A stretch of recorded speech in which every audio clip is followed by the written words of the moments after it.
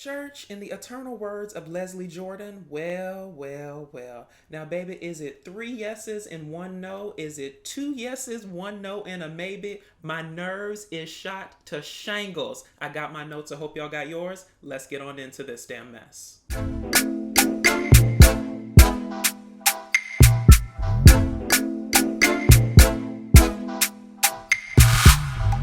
All right, y'all, so let's get on into it. So first, some house cleaning business. Baby, I am sorry that I missed last week's episode. Let me tell y'all how Lifetime messed up my life, okay? When I looked at the guide, it said that last week's episode was going to be an episode where they bring back old people, okay? Old contestants to talk about the current season. So I already started planning in my head. I said, oh, it's going to be a vacation week for me, baby. I got a break. I just started to plan, okay? Then I come to find out that the episode from last week was the final episode before Decision Day. Baby, I did not watch the last week's episode until last night. And then I was like, you know what? They're not going to want this video basically a week late. So I said, you know what? I'll make it up to them with the damn, Decision Day review. So here we are. Now let's talk about the hot topics, right? So the first hot topic I got is why was Decision Day outside? Okay, y'all drop down in the comments and baby riddle me that, okay? Because from my perspective, the only reason to have it outside was because of COVID, right? But at which point that Krysten is swallowing bugs, do you say, okay, Jesus has to take the wheel. Let's move this damn production inside. Because if it was me that swallowed the bug, I'd be like, shut it all the way down. Like, screw the beautiful scenery, screw what y'all got set up, send me inside, okay? Because every single shot that they did a close-up on somebody was some fly flying around. So I thought that was weird, but baby, I understand. In a post-COVID or a current COVID or a monkeypox world or whatever we in right now, they had to be safe, so I get it. But I would have preferred it indoors. You can control a lot more stuff indoors than you can outside in the elements. Now let's get into the reemergence of Ben and Morgan. Now, seeing Ben and Morgan didn't really swell up any sort of real feelings for me. I think that relationship was kind of doomed from the get-go. Once he violated her trust that second time, Mama was out, right? So they kind of didn't get off the damn ground. Now, what I did like about seeing Ben and Morgan at the couples event was that everything was cool. It seems like I guess they both still live in San Diego. They both can still, still have custody of their gym. Okay, gym custody is very important. Okay, when you find a gym that you like, you don't like to give it up. Okay, and when Ben says that the last time he saw Morgan, she was down to the gym, and all they did was basically chuck up the deuces, nod, and keep it moving. I thought that was beautiful. Okay, no animosity, no held on to feelings. I could see you, and it's okay. You was my first ex-wife, and we keep it moving. Okay, so good for them. Now let's move on into these decision days and let's talk about Stacia and Nate, right? Because they were the first ones up. So the decision was he said yes and she said yes. Now, in terms of the decision day, let me just take a step back. Truthfully and completely, y'all, Stacia and Nate were the only couple that I saw it for in terms of, going the distance and a longevity based match, right? The rest of them people should have said no, in my opinion, okay? It should have been one yes and three no's, okay? So they was playing on our emotions, right?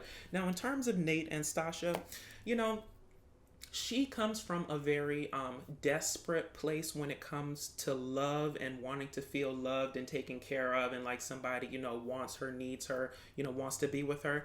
And for him, he kind of lets his past interactions with his mother, his stepmother, his father, and all that stuff inform how he feels about Stacia, right? He does a lot of projecting in terms of, because my past was this way, I can't foresee a future where it's any different, right? So listen, we are the sum total of our past experiences, right? And so with Nate and Stacia, the thing about it is they were a match on all of the key areas, right? On all of the life areas in terms of, they both want kids, they both want to be a boss, they want to be a power couple, they want to build together. And so the stuff that kind of lets them down, or the stuff that they have to work on, To me, it's all stuff that can be worked out in therapy. Stacia can work on why the whole LOVE thing is so important to her in order to hear it in a timely manner or on her damn schedule. And Nate can work on not projecting his past insecurities or his past trauma onto Stacia, right? So it was all workable. So I think that they made a good decision, and as long as they're willing to keep doing the work, right, and keep investing in the temple, I think that they will be able to go the distance, right? So let's move on to Alexis and Justin and talk about this hot mess. So the decision for him was yes, and the decision for her was yes. Now listen, there is no reason that Justin and Alexis should have both said yes initially. All right. Now, as for Justin, I understand. From the beginning, that man, well, not even from the beginning, from the middle of the season, that man was talking about how if she is with it, then I'm with it as well. Okay, so it seemed to be kind of like a tit for tat thing. If you're in it, then I'm going to be in it too. Okay, his decision was based on hers. Now, there was confusion regarding the whole, I gave up my dog. I thought that we were completely in this together in XYZ. But I think at the end of the day, as long as she was with it, he was going to be with it regardless, right? And he saw more value in her than she saw in him. And listen, quiet as it's kept, this is a match based on him liking her more than she liked him. And that's where it begins and that's where it ends. Now, on the Alexis side, listen, the Lord will send you signs if you only pay attention and apply them to your life, okay? That lady told that man her actual feelings in her speech, her soliloquy, her monologue, whatever she was saying when she opened up that damn paper. But listen, a few key things I picked up, okay? I can't promise you forever, but I promise you today, okay? That was sign number one. Sign number two, I'm going to trust you in spite of my doubts. Sign number two. Sign number three, I'm going to choose you even though I'm not entirely sure about doing so. Sign number three. So listen, the breakdown in this situation is very simple. Alexis, choose the man because you see a future with him, you value him, and you see y'all going the distance, right? Do not choose the man because you're trying to do the opposite of what you've always done in past relationships, right?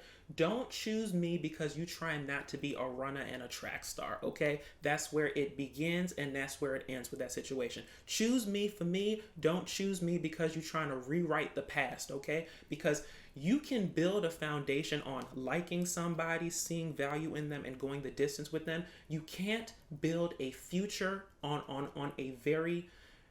You can't build a future on a solid foundation off of you just trying to stay with this man because you don't want to be a runner and a track star. That's why it couldn't be sustained, right? So let's talk about literally 20 minutes after decision day, they run into an argument.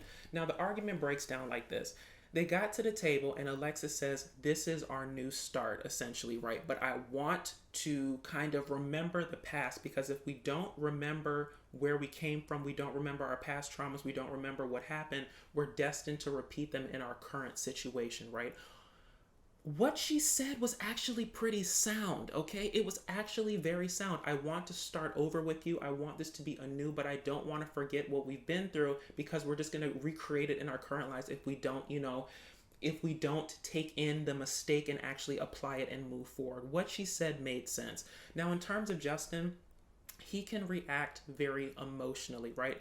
And so she said one thing, he literally heard, well, she must be having doubts. She must regret her decision. And the argument started from there, right? So they were basically speaking two different languages, two different standpoints. And though she was saying something that was very sound, he just couldn't internalize it and take it for what it was without saying, an emotional response or without saying this is her, creating doubts or creating problems or creating, roadblocks in the situation. So listen, there's fault on both sides. Perhaps mama didn't need to have that conversation 20 minutes after saying yes on decision day, and perhaps he could have handled it better. Now, when they get to this couples event, basically it's the story of regret, and then they decide to get a divorce. The interesting thing for me in this situation is that throughout the whole experiment, Alexis kept talking about how she's logical and Justin is emotional. She's logical and Justin is emotional. But the gag is the undoing of their relationship was Alexis making an emotional decision, right? If that ain't poetic justice, I don't know what is, right? Alexis got so fed up with the back and forth in that damn conversation that she just made a unilateral decision to be like, I don't want to work this out anymore. I'm done, okay? Was it wrong to do it right there?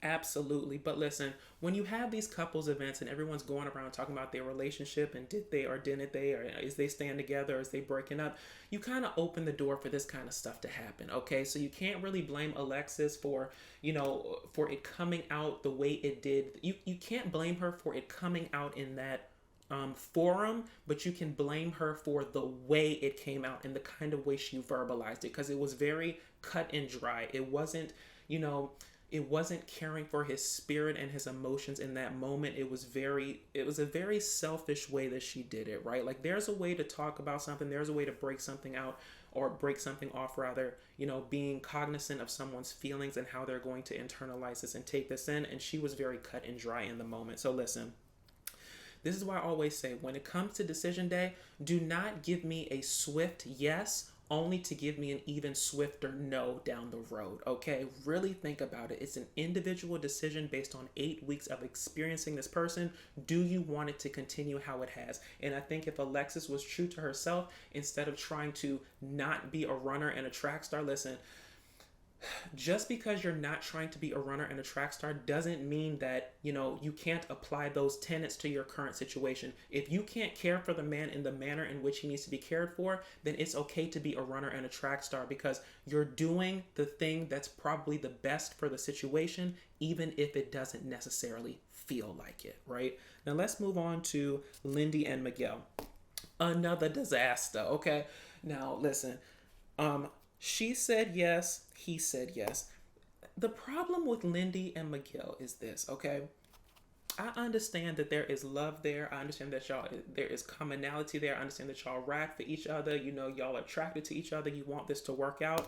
I'm not surprised that Lindy said yes, okay? She had been dropping it's not even breadcrumbs. She had literally said throughout the season that divorce is not an option. When I took these vows, I meant them, and, we gonna go the distance and we're gonna work it out. Nothing is, not able to be overcome, right? So I'm not surprised that she said yes. I am surprised, however, that Miguel said yes, okay? Because the central issue between Lindy and Miguel is they can't be themselves around each other, okay?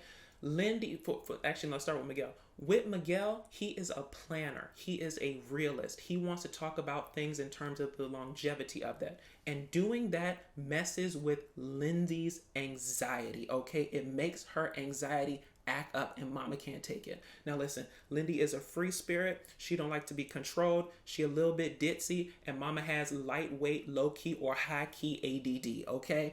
And that's who she is. And her being herself messes with him being himself, okay? So listen, I ain't saying that people can't change and people can't, begin anew and find new versions of themselves if they want to change. I'm just saying that at y'all core, y'all seem to have a conflict in being yourselves around each other, because it messes with the other person's ability to be themselves, right? So listen, this is a yes to me based on potential and ability to change, but I truly don't know if I see them going the distance, because the next damn argument, she gonna be halfway out and he gonna be at the damn corner, okay? Now let's move on to Krysten and Mitch. So the decision for him was no, and the decision for her was no as well. Y'all, Krysten and Mitch, outside of Stacia and Nate, they kind of had the most adult conversation of the season, right? I really vibed with what Mitch was trying to say, right? Mitch was essentially saying, I'm not where you are in terms of this relationship, in terms of this loving feeling, in terms of what I can bring you. And I don't think that it's appropriate for me to go along to get along and not give you exactly what you need and what you deserve, right? And so for those reasons, I do not want to stay married to you. I thought that was a very adult decision, a very, unselfish decision, and a decision that really kind of put, Krysten in the driver's seat in terms of this isn't a situation that is beneficial to me, and he can see it. Why can't I see it too? And so when it got to her and she said, basically she couldn't have said it better herself, for the same reason she didn't want to stay divorced as well. Now, the problem that I find with Krysten and Mitch is this, okay? And I've said this from the get-go. Whenever Krysten gets the smallest win with Mitch, she magnifies it and makes it more than what it is, right? So mama says the minute that, they both decide to get divorced and it's amicable and whatever, I'm going to leave the door open for friendship or whatever the case may be down the road, okay? This is the problem. I don't know. Y'all drop down in the comments and let me know if y'all are different. But baby, I cannot stay friends with people that I used to smush, okay? Or people that I used to be in a relationship with. I don't know what it is, okay? The minute the relationship is over, honey, I am blocking you. Your phone number is deleted. All the pictures are gone. The social media accounts are deleted. Any pictures of us have been wiped. And I am starting the process of healing. You cannot heal from a situation if you keep having the damn door ajar that they might walk back through it. Okay, I think that's a mistake people make. And I'm not saying that you can't be friends with an ex down the road. I just think that you have to take the time to heal from the situation, put yourself back together, and maybe down the road y'all can do it. But when you're trying to be friends with somebody right after y'all got out of a romantic situation or a marriage or whatever the case may be, the feelings are still raw, okay? And it's a hop, skip, and a jump between I'm saying that we friends till we smushing again, and now it's all convoluted and we don't know what we truly are, okay? You have to have a break in the relationship for it to have any chance of sustaining in the damn future as a friendship, okay? And that's all I'm saying. Now listen. This is why when it got to the couples event that the stuff got very convoluted, okay? Because some may say that Alexis asked a very messy question in terms of, if she's keeping the door open, do you ever intend to run through it?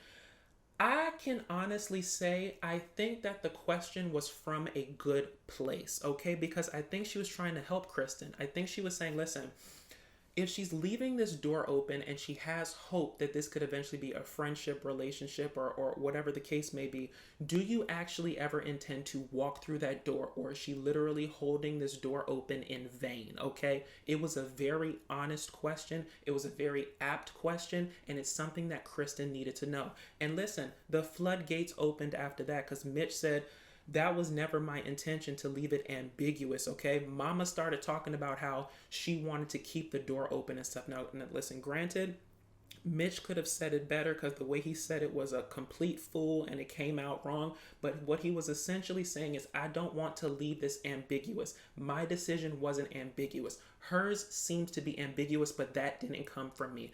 And in a way, I respect him for that because it enabled Krysten to completely shut the door, okay? There is no hope here. There is no future here. There is no reconciling here. Close the door and move on with your life. It's like she wanted to keep herself almost in a state of suspended animation, okay? Eventually, you're going to have to move on. Listen, you're not getting any younger. I'm not age shaming or anything, but if your goal is to be married and have a family and stuff, Mitch is not there right now, so you might want to start looking in alternate spaces for that to happen. And I think that even though he was an ass in that moment, he gave her what she needed to move on, right? So a solid no, and the door is closed. Now listen, y'all, I think that's really all I wanted to talk about on this episode. So if you liked what I said, please feel free to like, comment, and subscribe. Follow me on all social media at DatDamnDasher. And until next time, y'all, bring on this epic 2-part reunion and this apparent lovers quarrel between Nate and Justin. Now, before I let y'all go, I don't know how much of this lovers quarrel I believe because what's his name? Justin over here saying that Nate made a pass at him. Listen, after Justin spent the season talking about his dang-a-lang and his sexual prowess, I don't truly believe anything he says just regarding that area of his life. And just because the man may have complimented you does not mean he was making a pass at you. But we shall see what shall happen. Anywho, y'all, I'll talk to y'all later. Bye.